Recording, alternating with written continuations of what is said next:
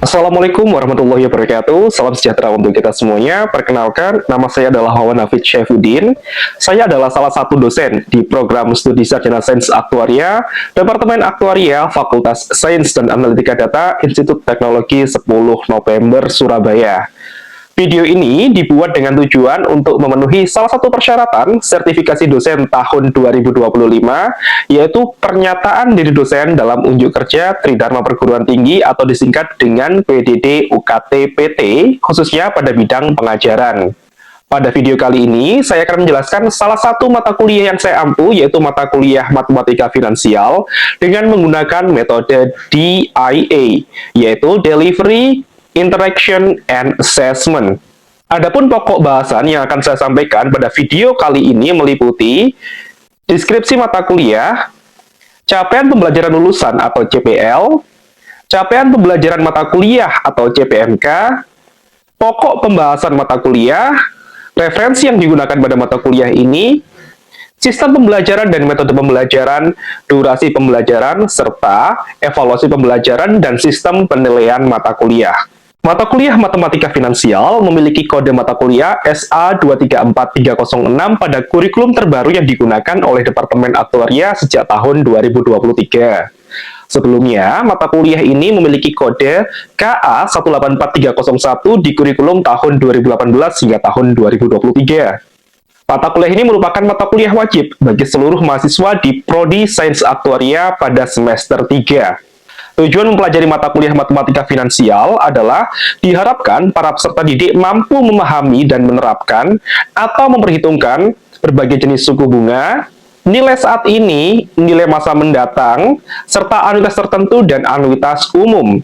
Untuk mencapai tujuan ini, maka metode pembelajaran yang dilakukan adalah penyampaian materi berupa perkuliahan secara tatap muka maupun daring dan latihan soal. Sebagai mata kuliah yang dapat disetarakan oleh Persatuan Aktuaris Indonesia atau PAI, maka latihan soal berasal dari soal-soal ujian PAI sebelumnya.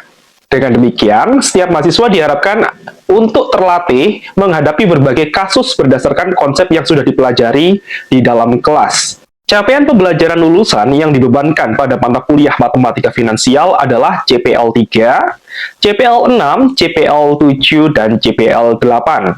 CPL 3 adalah mampu menerapkan pemikiran secara holistik, logis, kritis, dan sistematis. Berikutnya, untuk CPL 6 adalah mampu menerapkan konsep dasar aktuaria, keuangan, matematika, statistika, dan pemrograman komputer. CPL 7 adalah mampu menerapkan metodologi, yaitu metode dan model aktuaria untuk menyelesaikan masalah di berbagai bidang. Terakhir, CPL 8 adalah mampu melakukan identifikasi dan analisis resiko sesuai dengan kemampuan yang setara dengan Ajun Aktuaris atau ASAI dari Persatuan Aktuaris Indonesia.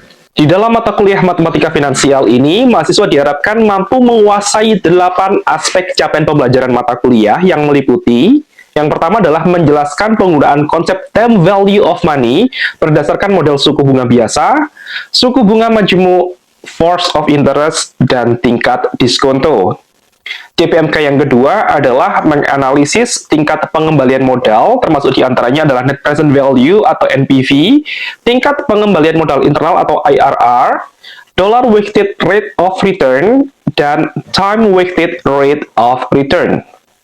Selanjutnya, CPMK yang ketiga adalah menyelesaikan permasalahan yang berkaitan dengan anuitas tertentu, serta menghitung nilai kini dan nilai akumulasi dari arus kas dengan besar pembayaran yang sama pada setiap periode waktu, termasuk diantaranya adalah anuitas awal, anuitas akhir, dan perpetuitas. CPMK yang keempat adalah menyelesaikan permasalahan yang berkaitan dengan anuitas umum, serta menghitung nilai kini dan nilai akumulasi dari arus kas dengan besar pembayaran yang berbeda untuk setiap periode waktu, termasuk diantaranya adalah anuitas yang besar pembayarannya mengikuti deret geometri, deret aritmatika, anuitas tertunda, dan anuitas dengan pembayaran kontinu. CPMK yang kelima adalah memahami konsep yang berkaitan dengan pinjaman dan penghitungannya, termasuk diantaranya adalah penggunaan konsep amortisasi dan sinking fund.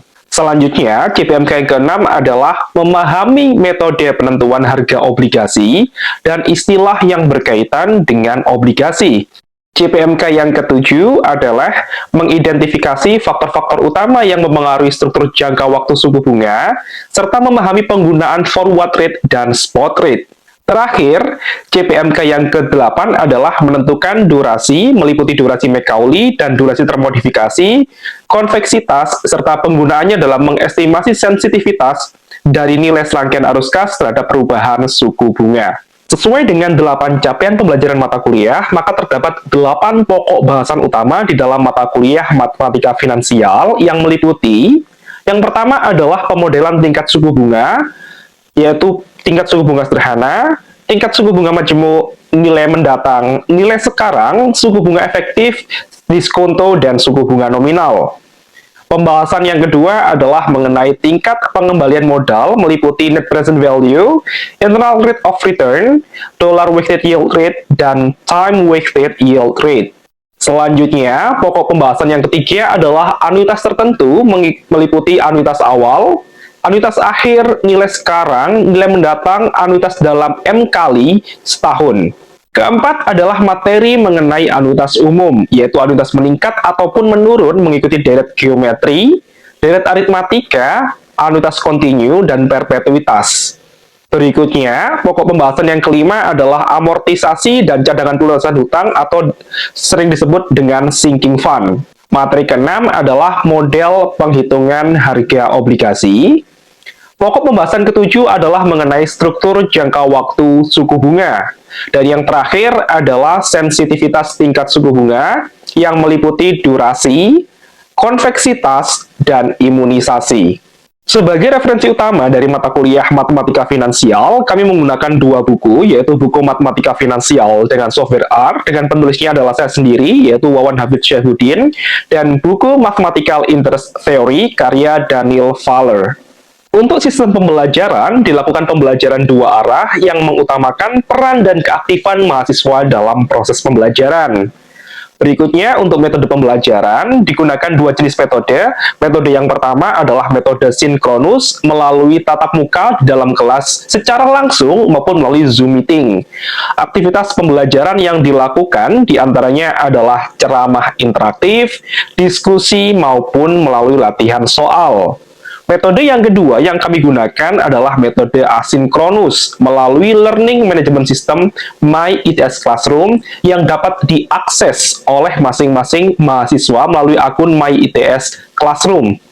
Durasi pembelajaran pada mata kuliah Matematika Finansial berlangsung selama 16 pekan, di mana setiap pekannya akan diisi dengan 2 kali pertemuan tatap muka dan akan diadakan latihan soal atau tutorial sebanyak 1 kali pada pertemuan kedua di minggu genap perkuliahan.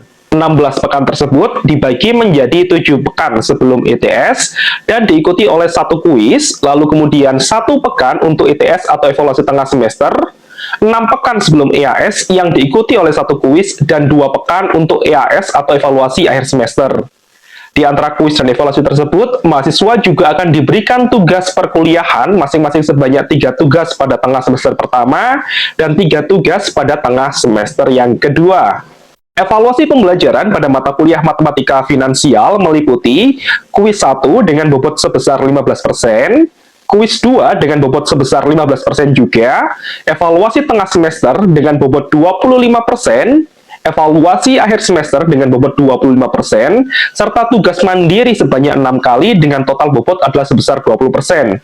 Dengan demikian, totalnya adalah 100%.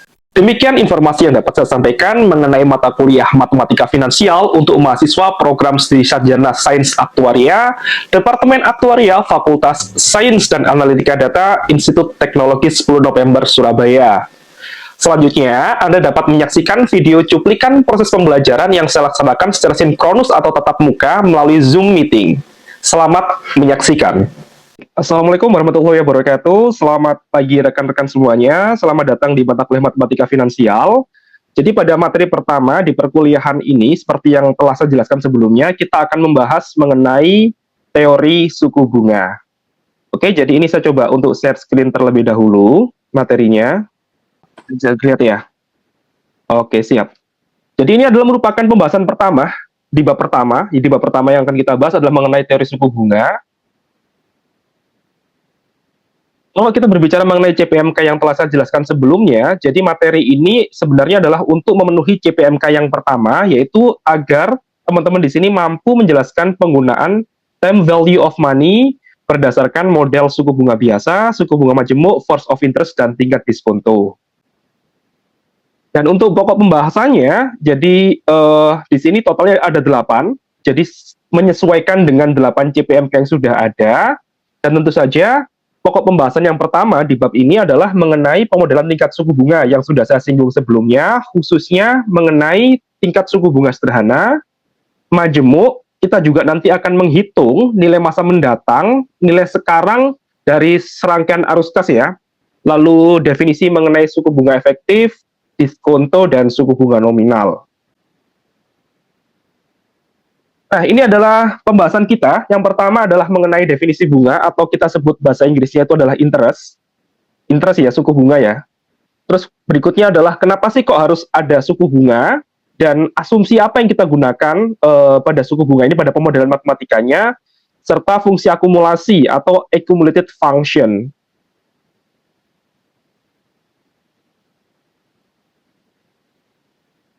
Yang pertama dulu, ini definisi paling dasar ya. Apa sih suku bunga itu? Jadi suku bunga atau yang kita sebut sebagai interest ya bahasa Inggrisnya itu merupakan suatu bentuk imbalan yang dibayarkan oleh peminjam atau borrower kepada pemberi pinjaman atau investor.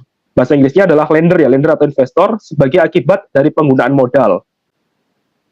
Nah, asumsinya sendiri kalau kita berbicara mengenai bunga, itu bunga dapat dibayarkan secara periodenya ya, ada yang tahunan, ada yang bulanan, mingguan, harian maupun kontinu. Terus ada beberapa istilah lain di sini yang teman-teman harus ketahui. Ini istilah-istilah penting ya, yang nanti akan terus digunakan sampai di bab-bab yang berikutnya. Yang pertama itu adalah capital atau principal. Jadi capital atau modal itu adalah jumlah dana mula-mula yang diinvestasikan atau dipinjamkan.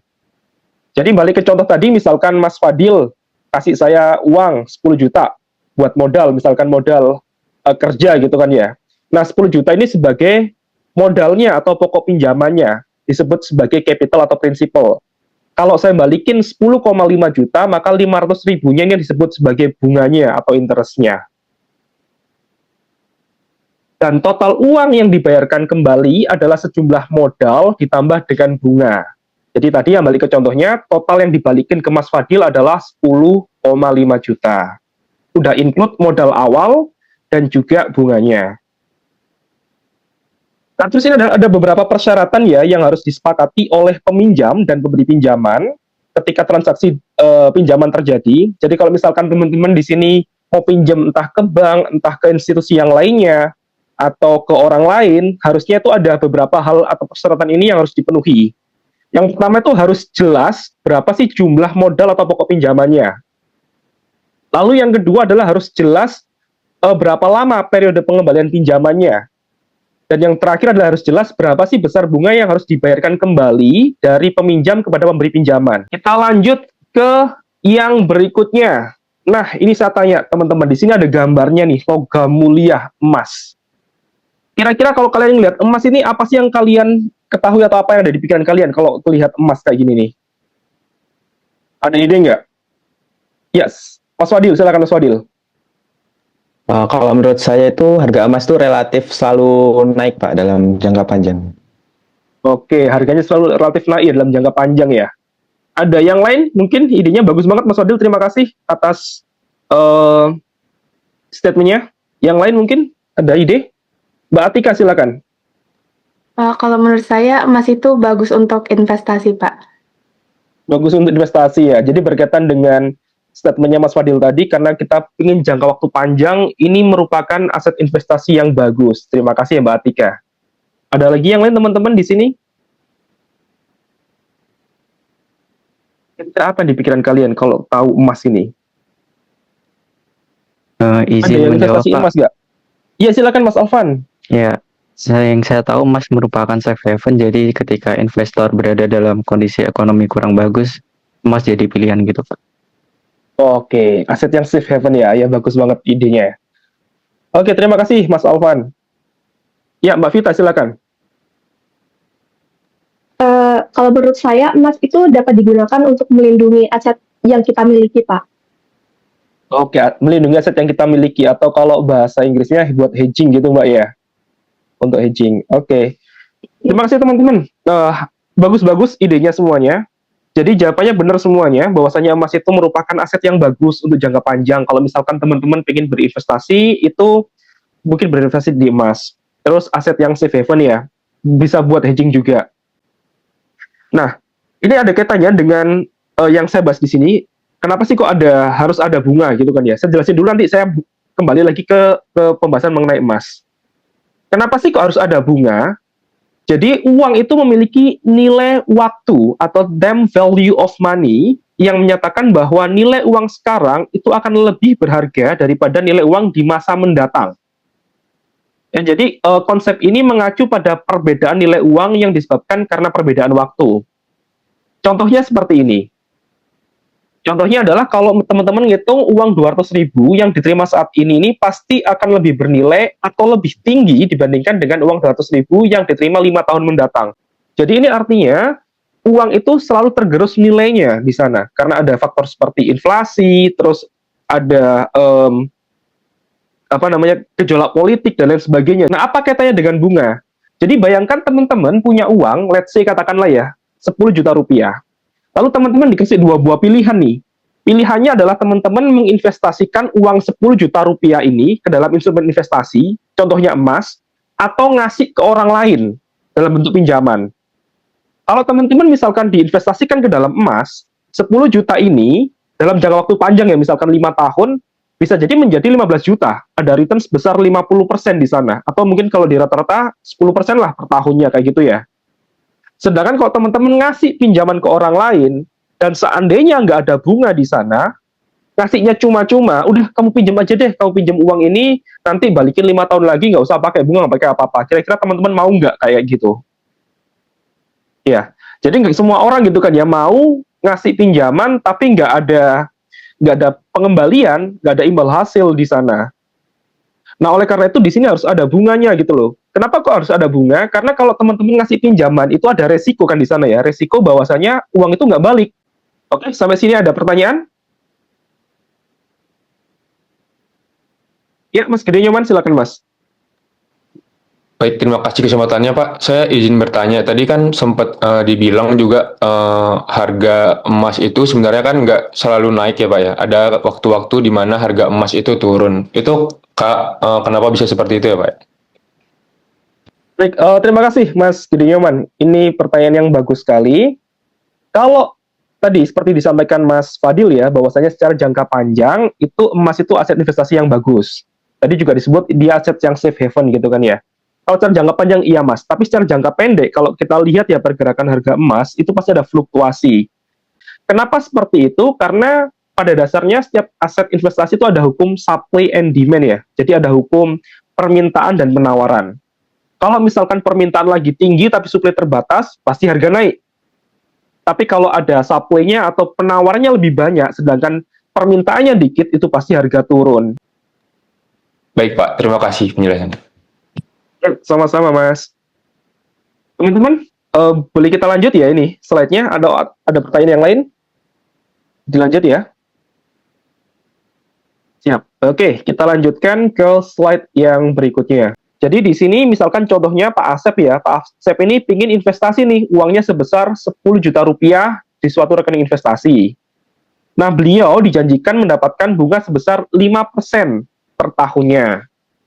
Dengan demikian, jumlah uang yang dimiliki Pak Asep setelah pas 1 tahun itu adalah sebesar 10,5 juta, di mana 10 juta ini merupakan nilai modal awal, atau tadi istilahnya adalah kita sebut sebagai capital. Lalu 500.000 inilah yang disebut sebagai bunga atau interestnya. Sehingga total yang didapetin Pak Asep adalah 10,5 juta rupiah. Kalau secara sekilas, sekali lagi ya, secara sekilas, teman-teman pasti ngelihat, ini sama semua kok Pak, 10,5, coba dihitung deh. Misalkan opsi 1 totalnya di tahun kelima 10,5 yang dibayarin ya. Opsi kedua 100.000 selama 5 kali 500 ditambah 10 juta, 10,5 juga. Nah, opsi 3, 2,1 dikali 5 kali. Ujung-ujungnya 10,5 juga. Tapi di sini ada pertanyaan nih, kira-kira opsi mana sih yang paling bagus untuk Jerry dan opsi mana yang paling bagus untuk Tom. Nah, kira-kira menurut teman-teman di sini opsi yang mana yang paling bagus buat Jerry dan opsi mana yang paling bagus buat Tom dan apa alasannya kira-kira? Ada ide nggak kira-kira di sini? Oke, Mas Fadil, silakan Mas Fadil. Oke Pak, kalau menurut saya opsi yang terbaik untuk Tom itu opsi yang pertama Pak, karena dari sisi si peminjam itu dia membayar lebih akhir itu akan lebih menguntungkan gitu. Kemudian untuk opsi yang Oke. terbaik untuk Jerry itu yang menurut saya itu opsi ketiga, karena dari sisi pemberi pinjaman dia akan mendapatkan kembali uang lebih awal itu akan lebih menguntungkan bagi Jerry-nya seperti itu. Oke, terima kasih Mas Fadil. Jawabannya benar banget ya. Jadi opsi yang paling bagus buat Jerry itu adalah tadi Jerry itu yang meminjamkan uang ya. Yang paling bagus buat Jerry itu adalah opsi yang ketiga, benar Mas ya tadi ya? Oke, opsi yang ketiga. Sedangkan yang paling bagus buat Tom adalah opsi yang pertama. Nah, kenapa sih kok seperti itu? Saya ingin sedikit mengelaborasi dari jawaban Mas Fadil tadi. Jawabannya sudah tepat. Jadi teman-teman bayangkan kalau teman-teman ini si pemberi pinjaman. Jadi bayangkan teman-teman ini sebagai Jerry ya. Kalau sebagai Jerry, teman-teman ini akan mendapatkan keuntungan ketika jumlah uang yang dibayarkan ini lebih banyak di depan. Kenapa ini lebih menguntungkan sih kalau dari sisi investor atau si pemberi pinjaman? Karena dengan uang yang semakin banyak diberikan di depan, maka teman-teman ini bisa menggunakan atau memanfaatkan uang ini untuk berinvestasi atau digunakan untuk meminjamkan lagi kepada orang lain. Ya kan? Jadi bayangkan nih, di opsi ketiga, di tahun pertama si Jerry udah langsung dapat 2,1. Di tahun kedua dapat 2,1 lagi. Kalau kalian bandingkan dengan opsi 1, di opsi 1 ini si Jerry belum dapat apa-apa nih. Di tahun pertama, tahun kedua, tahun ketiga nggak dapat apa-apa. Sehingga si Jerry nanti akan kehilangan opportunity cost di sana. Jadi karena ada konsep yang bernama time value of money, maka kalau teman-teman si pemberi pinjaman ya, semakin uang itu balik ke kalian, maka kalian bisa puterin lagi duit ini untuk dikembangkan lagi di instrumen investasi atau dipinjamkan kembali ke orang lain. Sehingga itu pasti lebih menguntungkan dari sisi pemberi pinjaman. Bisa saya lanjutkan ke slide berikutnya? Siapa? Siap ya? Oke. Nah, lihat perbedaannya. Yang pertama dikalinya terhadap 10,5, yang kedua dikalinya terhadap 10 juta. Ini makanya kenapa suku bunga sederhana itu bunganya hanya dikenakan kepada modal awalnya nih, yaitu sebesar 10 juta. Sehingga kalau kita lihat, ini di tahun kedua, ini sisanya, jadinya uangnya menjadi 11 juta rupiah aja. Ada perbedaan kan ya, sebesar 25.000 di sini. Formula matematisnya, kalau ngitung future value atau nilai masa mendatang, teman-teman perhatikan, kalau di suku bunga majemuk, itu formulanya adalah 1 plus I pangkat T. I ini adalah suku bunga efektif tahunan, dan T ini adalah menyatakan waktu. Kalau ini asumsinya tahun, berarti dalam tahun ya, dalam tahunan. Sedangkan kalau suku bunga sederhana, itu 1 ditambah I kali T. Jadi lihat perbedaan fungsinya di sini. Jadi kalau suku bunga sederhana ini 1 ditambah I kali T. Yang kedua tadi, di tahun pertama itu nilainya sama persis. Tapi begitu tahun kedua, tahun ketiga, tahun keempat, dan seterusnya, ini pasti suku bunga majemuk akan memberikan nilai yang lebih besar.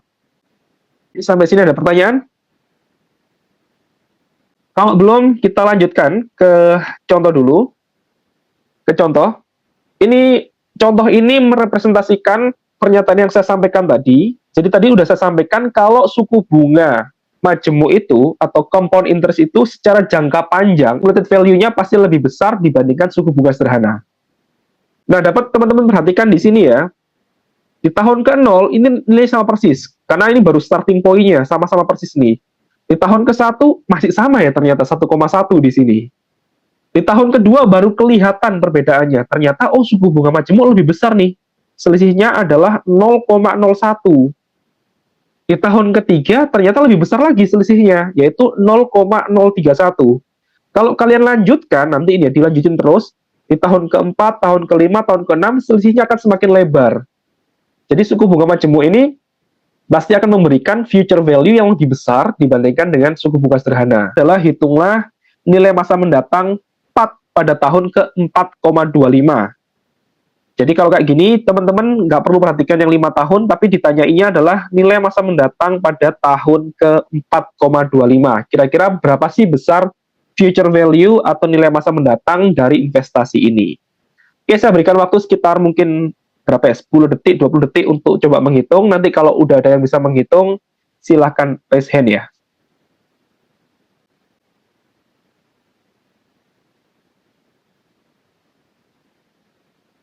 Ada Mbak Vita, silakan Mbak Vita.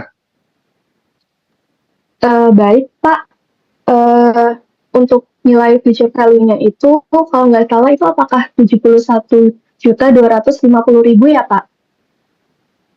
Oke, kita lihat dulu ya, apakah benar di sini. Oh iya benar, 71.250.000. Oke, terima kasih Mbak Vita, jawabannya udah benar ya.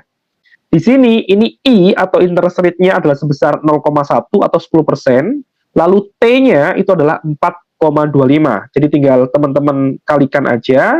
Ini adalah formula untuk suku bunga sederhana ya, formula nilai masa mendatang untuk suku bunga sederhana, terus kalikan dengan investasi awalnya yaitu 50 juta.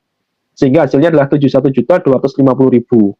Coba silakan dikerjakan. Ini asumsinya masih sama, 50 juta jumlah uang yang digunakan modalnya, terus suku bunganya 10%. Ingat, ini nggak ada asumsi suku bunga sederhana yang ditulis, yang di sini ditulisnya adalah suku bunga majemuk, jadi pakai formula suku bunga majemuk. Pertanyaannya, hitung nilai masa mendatang atau future value pada akhir tahun ke-10. Oke, saya waktu, silahkan. Izin menjawab, Pak. Ya, silakan Mas. Mas Ini saya Justin dapatnya ya, silakan Mas Justin. Saya dapatnya 129.687.123. Oke, itu pembulatan ya sepertinya. Kita lihat ya, kita cek dulu. Berapa tadi Mas? 100? Benar nggak ini? 129.687.123. Oke, teman-teman, terima kasih semua atas kehadirannya pada mata kuliah Matematika Finansial di pertemuan pertama ini. Sampai ketemu lagi di pertemuan yang berikutnya. Saya akhiri dulu. Wassalamualaikum warahmatullahi wabarakatuh. Waalaikumsalam. Waalaikumsalam. Terima kasih, Pak. Terima kasih banyak, Pak. Demikian deskripsi singkat dan cuplikan video pengajaran dari mata kuliah Matematika Finansial yang saya ampu. Semoga video ini dapat memberikan gambaran mengenai kinerja pengajaran yang saya lakukan, khususnya pada mata kuliah Matematika Finansial. Sebagai penutup, saya ingin mengucapkan terima kasih kepada seluruh tim penilai dan tim panitia sertifikasi dosen tahun 2025. Selain itu, saya juga mengucapkan terima kasih kepada seluruh kolega, rekan sejawat, dan pimpinan di Departemen Aktuaria ITS, rekan-rekan mahasiswa, pihak Fakultas Sains dan Analitika Data, dan juga kepada Institut Teknologi 10 November yang telah memberikan saya kesempatan untuk berkarya di kampus ini. Demikian yang dapat saya sampaikan. Mohon maaf jika masih terdapat kekurangan. Akhir kata, wassalamualaikum warahmatullahi wabarakatuh.